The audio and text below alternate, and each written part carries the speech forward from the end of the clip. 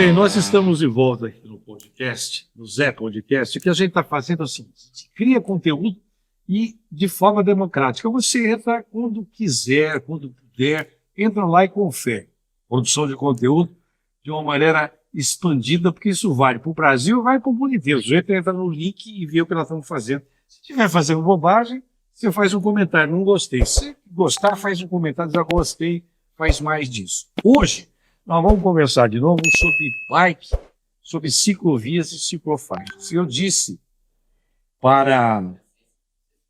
Chegou o material. Eu disse para a Miriam, que está aqui do meu lado, que é a avó de bike, fisioterapeuta, nossa amiga Miriam Decome, que nós vamos ter toda vez o espaço para bike, que eu acho um negócio muito sério e precisa melhorar demais. Depois eu conto uma experiência recente, eu fui lá, nós gravamos o pessoal saindo da balsa. Vocês conhecem o Guarujá? A quantidade de gente saindo da balsa, uma enormidade, porque lá não é só lazer, não. É de casa para o trabalho e volta do trabalho para casa. Eu estou com a Miriam do meu lado, vó de bike. Como vai, Miriam? Tudo bem?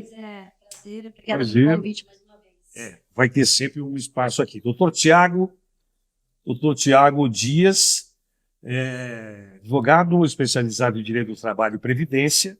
Doutor Bruno Soares, tem especializações. Bom dia. E defensor, bom dia a vocês dois, defensor dos direitos. E daqui a pouco, o cara que eu estou esperando também, com muita alegria, que é o David Porra Louca, apelido dele. Fernando de Porra Louca é um trabalhador. David Anastácia é um entregador do iFood. E nós demos um nome bonitinho aqui, é Delivery Bike. Mas a gente já conversa. Começar com as mulheres primeiro aqui? Começar com a mulher primeiro? Com licença, os dois advogados. Delas. Olá, por favor, você está bem? Eu estou ótima, graças a Deus, tudo bem. Peguei um sustinho aí essa semana com dois abençoados aí me abordando e consegui me... Era um assalto. Era um assalto para levar a bike, mas consegui ficar bem, graças a Deus. E o truque foi isso aqui, ó. Deixa eu mostrar aqui para todo mundo. O truque é que isso aqui, ela tá aparelhada, gente. Ó, aqui, ó. Isso aqui filma o bandidão, ó. Isso aqui filma o bandidão. Tem aqui. Dá para ver aí? Dá? Dá pra ver, tá? Filma. E aqui atrás tem aquele backlight. E aqui na frente esse óculos para não entrar pedrinha. Na ciclovia tem pedrinha. A gente faz bastante trilhas também, né? Então, isso aqui salvou você. Né? O sujeito viu isso aí e saiu andando. Então, o resto está tudo bem, graças a Deus. Né? A gente anda muito por aí, inclusive ciclovias, ciclofaixas, que estão assim precisando demais de manutenção prometida e não pela gestão, e a gente vê que não está sendo feito. Né? Então, eu realmente filmo, cobro e depois, se consertar, eu parabenizo, com certeza, não tenha dúvidas. Né? Se o sujeito for administração funcionária, você vai lá e fala, ó, fiz a crítica, agora estou... Isso é honesto, né? Vamos lá. Inclusive, a gente está vendo muito, passando muito por ciclosarjetas. Opa! Ciclosarjetas me lembra muito, Zé. Sarjeta é sarjeta e ciclo é ciclo. Quer dizer, misturar as duas coisas. É uma fala que você me falou. Você me falou, é bom, né? Falei, algum tempo atrás. Ciclo e sarjeta. Uma fala sua. Que guias e sarjetas não são espaços cicloviários. Né, doutor? Não são. Então, a gente passa por muitos apuros, a gente tem quedas, né, porque é esburacado. Não é fácil. Então, olha isso, Zé. Tá aqui, ó. Absurdo. É uma falta de respeito. Por isso que a gente vai ouvir hoje o doutor Bruno e o doutor Tiago. Porque, poxa, a pessoa... Eu vejo lá na Baixada Santista, eu sou do Guarujá, eu fui filmar outro dia, pessoal saindo de balsa, eu já filmei a entrada na balsa. Tem balsa só de ciclista, mas quando eles saem, parece um formigueiro humano. É uma quantidade de gente enorme que vai para a ciclofaixa na Avenida Ademar de Barros, a ciclovia, e não tem proteção lateral, é uma coisa que precisa... Mas, doutor, eu vou sair agora para os advogados. Com licença, a senhora Miriam. Doutor Tiago, qual dos dois começa aqui? Como é que a gente defende o interesse, porque não é uma questão comercial, né? Não é uma questão de consumo, é uma questão de vida, de qualidade de vida e de sobrevivência, né? Em que área do direito vocês enquadram essas questões? Vamos começar com o doutor Bruno, depois o doutor Tiago. Ok, pode ser. Bruno, vamos lá, Bruno. Vamos lá. Nessa questão, nós englobamos tanto o Código de Trânsito Brasileiro, como também o Código Penal nessa situação. Pois que, a partir do momento em que há uma diferença entre segurança do maior para o menor, onde sempre o veículo superior deve sempre proteger o seu inferior, que seria um caminhão para um automóvel, o automóvel para o ciclista para o pedestre. A partir do momento em que há esse desequilíbrio no trânsito, o Código de Trânsito brasileiro ele acaba agregando por meio da infração e, a depender do dono e do que sofrer, esse ciclista pode estar também caracterizando um crime ou uma contravenção penal. Isso a gente pode estar observando desde o que o Código de Trânsito Brasileiro determina que praticamente 90% dos nossos veículos hoje em sociedade não respeitam, que é a diferença de 1,5 m entre o ciclista e o automóvel. Por mais que haja a questão, quando há uma ciclovia ou há uma ciclofaixa, os ciclistas devem estar nela, porém, quando não há nenhuma dessas caracterizadas, o ciclista deve estar à borda da sua via. Contudo, os veículos eles não estão respeitando, infelizmente, nessa maioria, principalmente a questões de grande porte, como caminhões e ônibus nessa situação. Então, a partir do momento que eles usufruem essa situação, há a característica dessa infração, que ela pode ser realizada de forma média e principalmente levando até uma consequência da vida ou da lesão do ciclista. Quer dizer, se não tiver sinalização, é 1,5 m no mínimo entre a bicicleta e o automóvel, é isso? No mínimo, independentemente da sinalização, é 1,5 m que qualquer veículo automotor deve manter do ciclista. E hoje tem câmera filmando tudo, né? Então tem chance de mostrar o que acontece. Agora, nós estamos vivendo, eu vou agora perguntar para o doutor Tiago, nós estamos vivendo um momento em que nós estamos todos estupefatos com um fato que não envolve bicicleta, mas eu fiquei pensando, imagina se o que ele fez para cima de um motorista de Uber, o sujeito veio com um Porsche a todo vapor, né, uma velocidade astronômica, ainda está aí solto, vai ser processado, mas não fez nem sequer o exame do bafômetro, não se apresentou imediatamente à delegacia, só se apresentou depois como advogado, e a gente sempre respeita o trabalho do advogado. Mas esse maluco com o Porsche, a plena velocidade, que abalou por trás um motorista de Uber e matou praticamente na hora o motorista. Coloca o ciclista com mais medo, né? O dia tem a impressão que isso dá medo, que não vai morrer. Doutor Tiago, no direito, além da questão do Código Penal que o doutor Bruno falou, que mais que a gente pode pensar em termos de proteção para o ciclista em tempos tão difíceis e tão complicados que a gente vive? Me permite, isso que o Zé está falando, são ameaças ao ciclista e também a pedestre que a gente vê, e isso entra infração, e tem o código, tem o artigo, né? Queria que o senhor falasse sobre isso. Que é o que o Zé tá Eu estou falando. perguntando exatamente. É exatamente isso, né? Tem um artigo que tem a pontuação, tem infração, né? Que está no CTB. Né? Ah. Então, quais são essas infrações? O que pode, como a gente pode divulgar isso? Porque nós somos ameaçados direto, principalmente quando tem o recapeamento de uma via, por exemplo, e não se coloca sinalização, os cones, faixas. Simplesmente apaga por um tempo a ciclovia e a gente se vê num risco de vida. Por isso que eu tô na entrevista, doutor Bruno, doutor Tiago, além da pergunta do apresentador do podcast, eu gosto sempre de trazer quem está vivenciando lá na ponta, que traz a legitimidade ainda mais aproximada da pergunta, como eu quero ouvir precisa ligar para o David, né, ver se ele está podendo entrar, porque é bem bacana o cara do delivery também sente. Doutor Tiago, palavra com o senhor. Tá. Até voltando um tema anterior aqui, complementando o que o Dr. Bruno pontuou, eu acho que uma outra área que envolve a proteção do ciclista é o direito previdenciário, né? Por quê? Porque o ciclista hoje ele não é só o lazer, não é aquela pessoa que sai no final de semana para pedalar, sai de manhã para pedalar a sua pedalada diária. É um cara que está trabalhando, né? É uma pessoa que está trabalhando, né? Ele usa a bike para fazer o seu trabalho, para trazer o seu ganha-pão para dentro de casa. Então o direito previdenciário entra aí, porque se ele tiver a proteção do direito previdenciário através do INSS como um segurado, ele está garantido. Caso ele sofra um acidente, ele está coberto, né? Naquele período que ele vai ficar sem trabalhar, ele vai ter uma remuneração que garanta a subsistência dele e de sua família, né? Perdão, eu não escutei.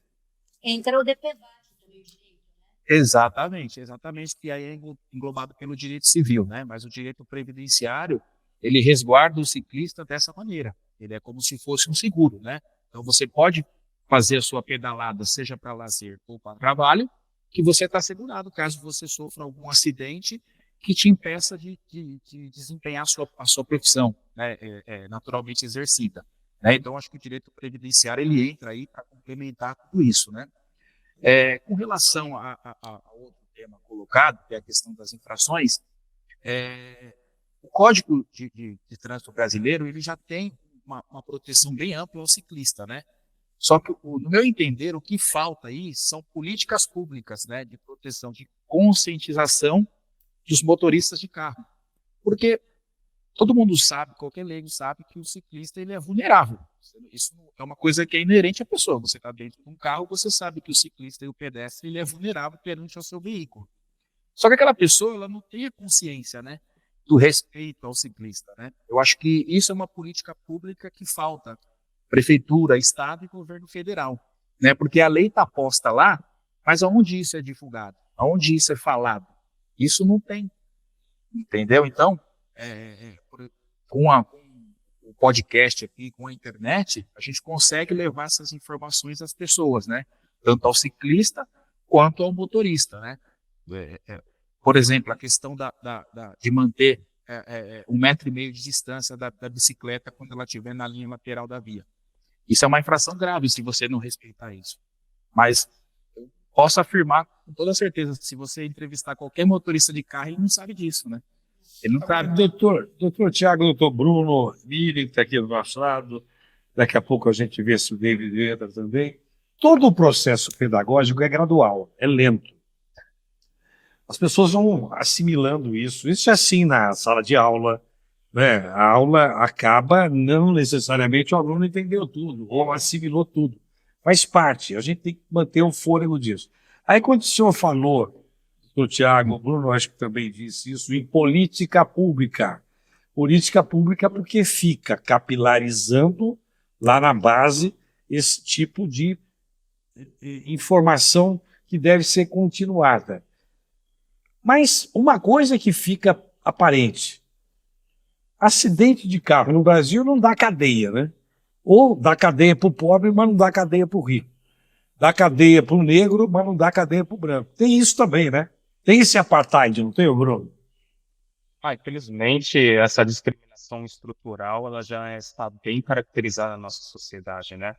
E principalmente quem está sendo lesado e quem é o autor nessa questão. É importante também enfatizar que, independentemente de sinalização ou não no trânsito, as regras e as normas que o Código de Trânsito Brasileiro determina e que o Código Penal também aplica para o infrator, elas estão ali discriminadas. Se na via, ainda que não haja uma sinalização para preferência ao ciclista, o ciclista perante o automotor ele sempre terá preferência. O único monarca, digamos, que terá sobre a bicicleta será o pedestre, independentemente de onde ele esteja. Claro, respeitando as suas diretrizes, seus direitos e deveres, tanto na calçada como na rua ou atravessar qualquer faixa de pedestre. E está mais vulnerável ainda do que o sujeito está na bicicleta. A bicicleta ainda tem alguma chance de fugir, ou, enfim, imagino que seja isso, né? O pedestre está mais vulnerável ainda. Agora, Exatamente. doutor Tiago, acaba em pizza uma punição no Brasil na área? Porque eu acho que quando não acaba em pizza, ele tem um efeito pedagógico importante. A gente não vai conseguir passar todo o código penal, todo o código que cuida da convivência entre as pessoas, mas quando há uma punição exemplar, as pessoas enxergam e percebem. Outro dia eu peguei um Uber e falei do ciclista. Falei, tá vendo ali? Eles tinham que pegar todos eles e encher de porrada. Sujeito do Uber. Isso não é geral. Claro que é uma opinião isolada, mas, porque eles me prejudicam. Esse negócio de ciclovia lá, não passa ninguém ali, tá vendo? E nós não podemos andar, se a gente andar ali, a gente é multado. Então, é um processo gradual. Eu pergunto para o doutor Tiago, na questão previdenciária, as pessoas sabem que tem defesa previdenciária nisso, embutido no nosso regulamento jurídico, legal, ou não tem a menor noção disso? Isso é automático ou tem que provocar a justiça?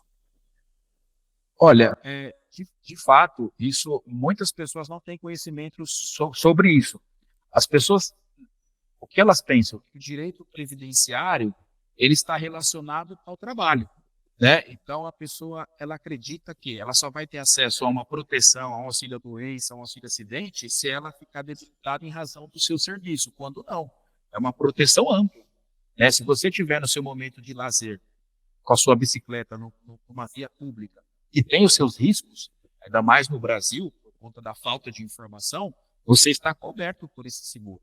Agora, muitas das vezes isso acaba indo para o judiciário porque o INSS ele acaba negando esse pedido, né, por entender que às vezes a pessoa está apta ao trabalho, mas aí é que entra, né, o trabalho de um advogado, de uma boa orientação. Você está assistido por esse advogado, ele vai te orientar da melhor maneira e forçar o INSS a dar o seu direito, né, que é a cobertura do seguro. Tá? E até fazendo a complementação que o Zé pontuou, a questão do direito penal, tudo, eu volto a bater na tecla da conscientização de políticas públicas, porque eu acho que ela é a mais importante de todas. Porque quando você precisa punir a pessoa com o direito penal, você já chegou no fim da linha, né? O direito penal, a gente aprende isso na faculdade de Direito, ele é um direito residual. O que não couber nas outras áreas vai para o direito penal, ou seja, ele só se preocupa com condutas graves. Então, quando você precisa do direito penal, a sociedade ela falhou como um todo, porque aí você já precisa punir o sujeito com uma pena mais grave, né, até restritiva de liberdade. Então, eu acho importante políticas públicas de conscientização. Eu cito aqui como exemplo a lei do ex-prefeito de São Paulo, Gilberto Kassab, que proibiu fumar em lugar fechado. Não é crime você fumar em lugar fechado. Se você entrar num lugar fechado e fumar, você não vai ser preso por aquilo, mas as pessoas que estão ali vão te olhar estranho, vão falar, é proibido. Por que isso? Porque houve uma conscientização da sociedade. A sociedade aceitou aquilo como uma norma válida. Não tem punição, não tem multa, não tem nada. É uma norma que está lá posta que é proibido fumar em lugar fechado. Mas as pessoas respeitam, por quê? Porque a prefeitura fez um trabalho de conscientização, o que não ocorre com a bicicleta. Doutor, só falou da prefeitura, doutor Tiago, doutor Bruno, a prefeitura tem um fator de poder induzir muito comportamentos, etc. Mas é a prefeitura também que faz homéricas bobagens. Eu já vi caçamba ser colocada aqui. Caçamba na ciclofaixa da Avenida José Maria Huita. Tem foto, inclusive, porque tem lá alguma coisa, né? Tem alguma coisa lateral sendo feita, e põe lá. E veja, como é que a gente pode? O poder público está sujeito a que tipo de punição, doutor Bruno?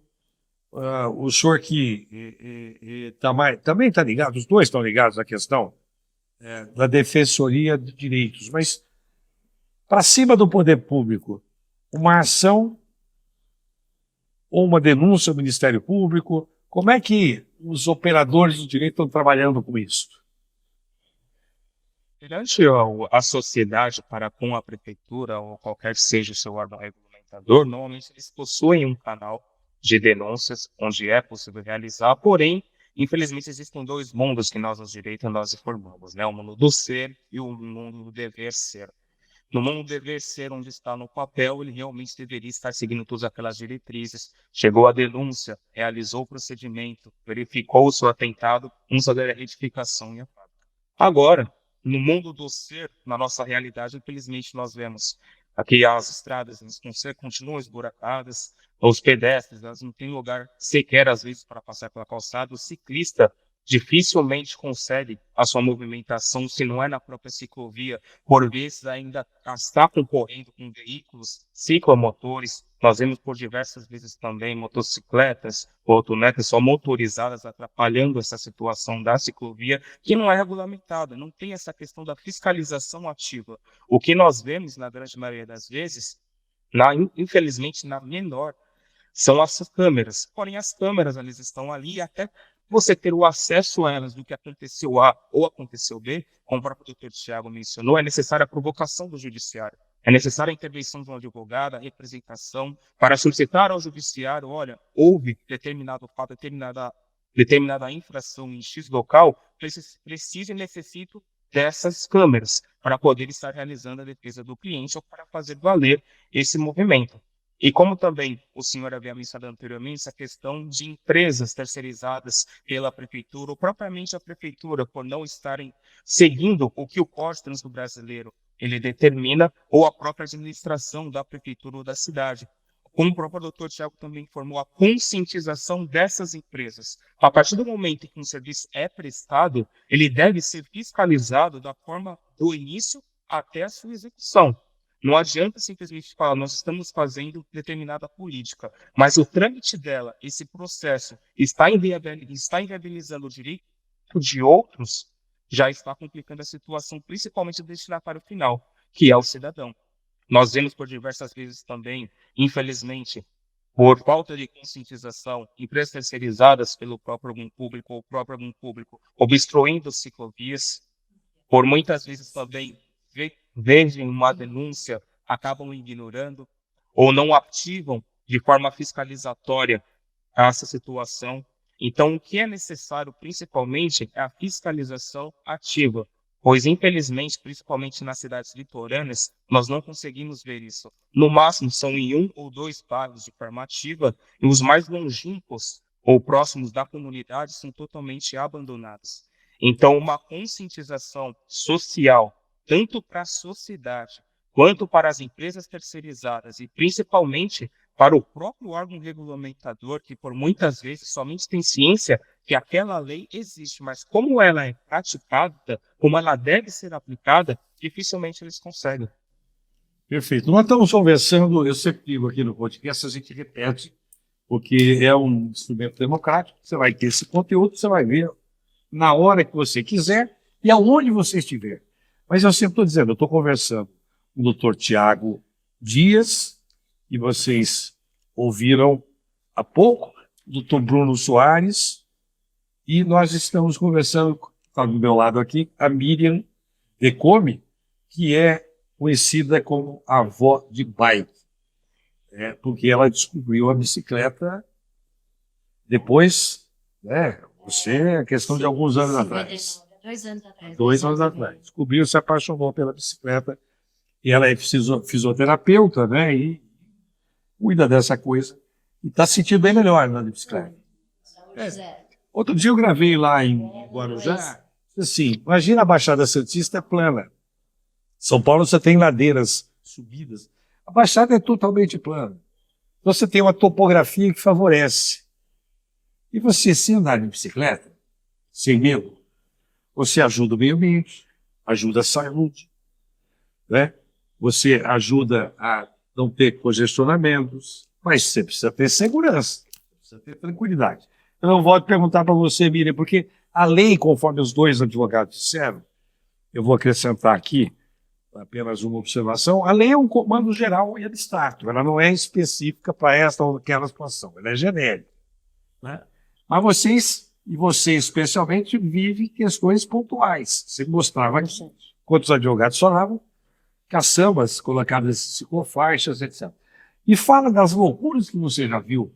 Qual foi uma das mais loucas que você viu dessas aberrações que impedem a bicicleta o ciclista, ou na ciclofaixa, ou na ciclovia, de estar circulando? Tenta de cabeça que você lembra. Olha, foi um tombo que eu levei, né? Tombo. Também ficou marcado isso, né? Foi um tombo numa ciclo, né? Que tinha buraco nela. Primeiro que era bem estreita e tinha uma lombada enorme, não lombada. Uma depressão lá e em seguida um calombo, vamos falar assim, um calombo do asfalto, e ou eu passava pelo buraco que estava do lado do calombo, calombo, que fala, né? Uma elevação na pista. Assim. Eu desviava para a via, que é uma via na Marquês de São Vicente, que é super movimentada, que foi assim, questão de segundos, o doutor Bruno, que é ciclista, sabe disso, né? A gente olha e não dá para desviar para a via, então foi para... Aí você caiu mesmo, você foi no buraco, mas não Caí. adiantou, caiu. Caí, fiquei com o braço mobilizado um tempinho, né? E eu, como eu trabalho com especialista em drenagem linfática, eu trabalho com os braços, sem trabalhar.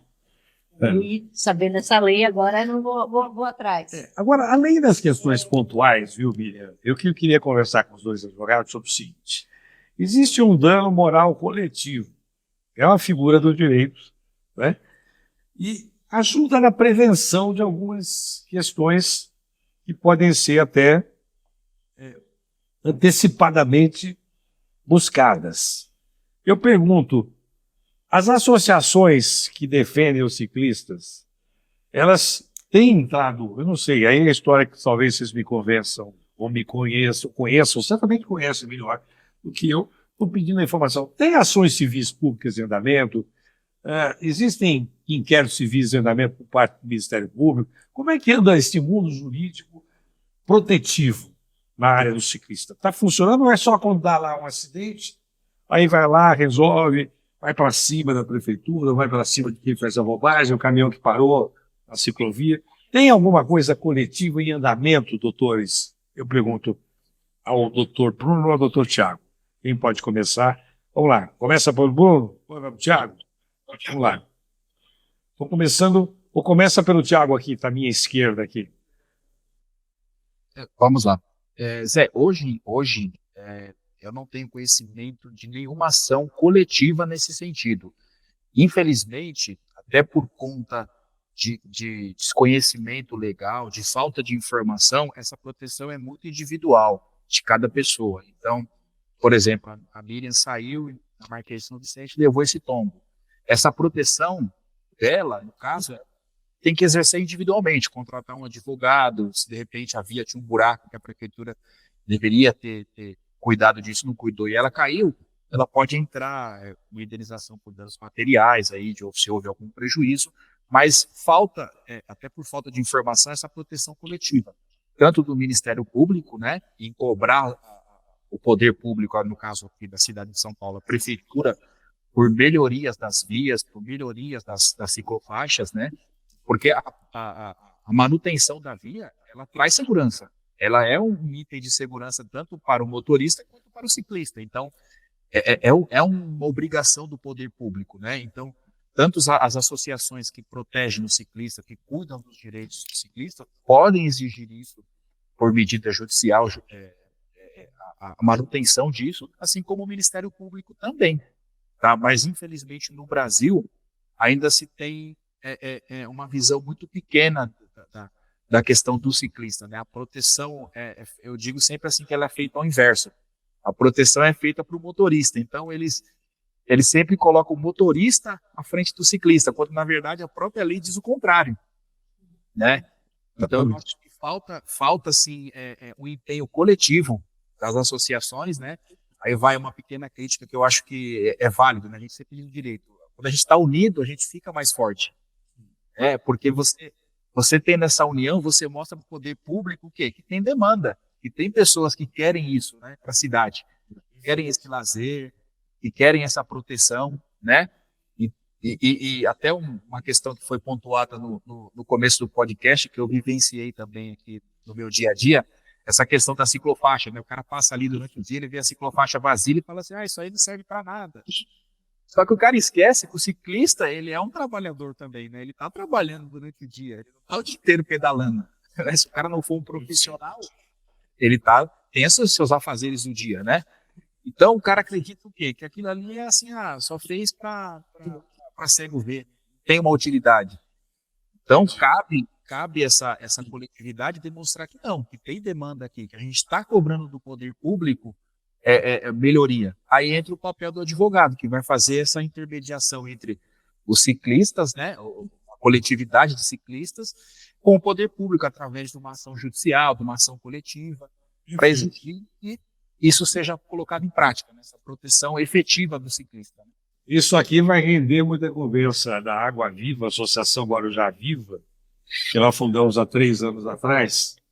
É do Guarujá e agora se estendeu para a Baixada Santista como um todo, viu, doutor Tiago? A gente vai conversar. Doutor Bruno, no encerramento aqui, só queria acrescentar alguma coisa a esse aspecto do interesse coletivo e digamos ainda, da ausência de uma defesa mais ampla e não tão pontual em relação aos fatos que acontecem nas ciclovias, ciclofaixas, para cima das pessoas, homens e mulheres que andam de bike, como está aqui do meu lado a Miriam, e não pôde entrar, porque deve estar no sufoco de entrega, né? O David, porra louca, meu querido, quando eu conheci, eu fui com a cara do menino, viu? O Delivery Bike não pôde entrar, vai ter outra vez, porque toda vez que eu vier gravar vai ter um espaço para a nossa área ali, que eu me incluo.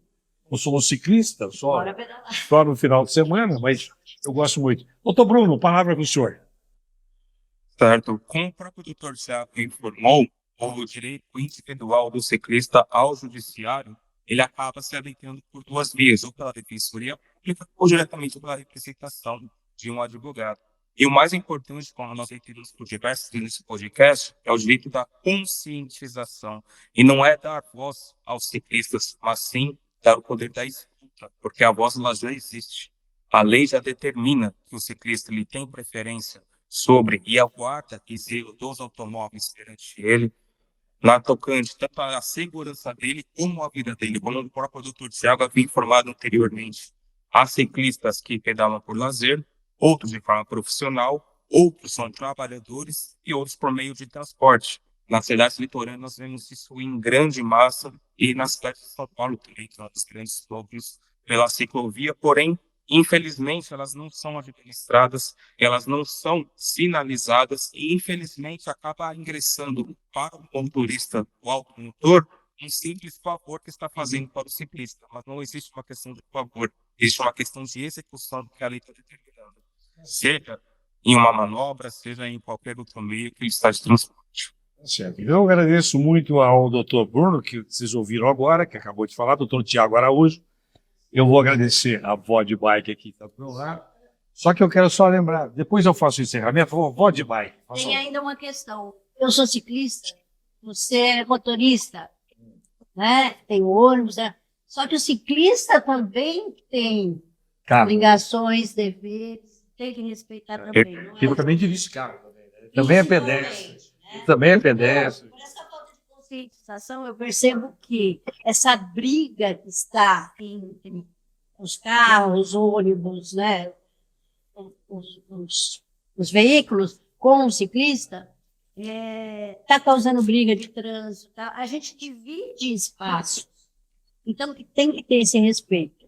Agora, sim, quanto à conscientização, até já comentei com vocês, eu levo na minha bolsinha da bike, no bolso da camisa, código de trânsito, claro, até depois falar com os senhores para vocês não passarem mais. Detalhes. E quando está parado na ciclovia, eu paro, olho, a pessoa pede só um minutinho, eu aproveito e entrego o código. Para saber que tem pontuação e multa. Aí na hora sai. Então, agora eu tenho um clube, um grupo, né, de mais de 100 ciclistas, que a gente vai fazer essa conscientização que a gente está fazendo de entregar. Agora, ciclista pode andar montada na bicicleta na calçada?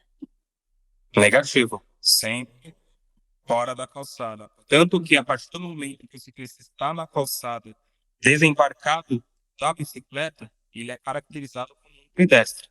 devem ser inclusive manobras de forma agressiva ou colocar a vida do outro em perigo também pode ser penalizado com infração, uma multa e inclusive a remoção da bicicleta. Ótimo o senhor ter falado isso. E é obrigado usar, é obrigatório usar equipamento? Capacete, certo? É obrigatório? São obrigatórios. Isso, são obrigatórios a sinalização, a campainha e o retrovisor do lado esquerdo. Por meio de segurança, todos os ciclistas devem utilizar o capacete, mas perante a lei não é um equipamento obrigatório, diferentemente da moto. Se porventura um motociclista estiver sem capacete, ele é multado e pode receber essa infração. O ciclista já não, mas para a nossa própria segurança, se com a lei nós já sofremos essa questão desse prejuízo com a nossa vida e nossa integridade, quem dirá sim para o capacete.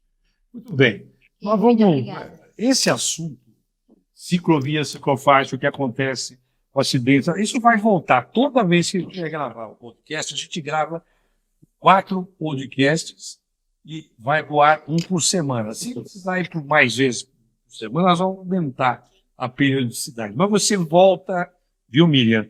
A Voz Bike volta com a gente. Esse assunto é permanente. Doutores, doutor Tiago Araújo, doutor Bruno, voltem sempre, vão conversar muito. E eu quero só dizer uma coisa. Além da lei que está escrita, como nós já dissemos, é o Comando Geral de Estado, tem uma coisa que vai no coração das pessoas. E vocês disseram um pouco aí, vocês pincelaram alguma coisa nisso, eu só vou enfatizar, que é a união. Todos nós somos vulneráveis, alguns mais, alguns menos, num momento mais, pode ser que no momento seguinte menos, mas é preciso haver generosidade. Quando você vai entregar um livrinho lá, quando você fala da lei, você está tendo um ato de generosidade e para passar por cima de alguns protagonismos bons, que alguns segmentos querem. Eu que defendi a bicicleta, eu que falei, bobagem.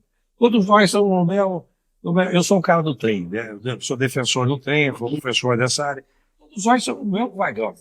Então, no mesmo carro de passageiro. A gente quer a mesma coisa. Tá bom? Então, vidas humanas sem simpáticas. Muito obrigado aos senhores. Voltem sempre. Vamos voltar. Agradeço pela Miriam, pela oportunidade. Obrigado. Obrigada por ter aceito o meu convite, o convite do Zé. Um abraço, viu? Obrigado. Obrigado a vocês. E eu descobri vocês, nós vamos conversar depois fora do ar, viu? No outro momento, é importante. Estamos à disposição.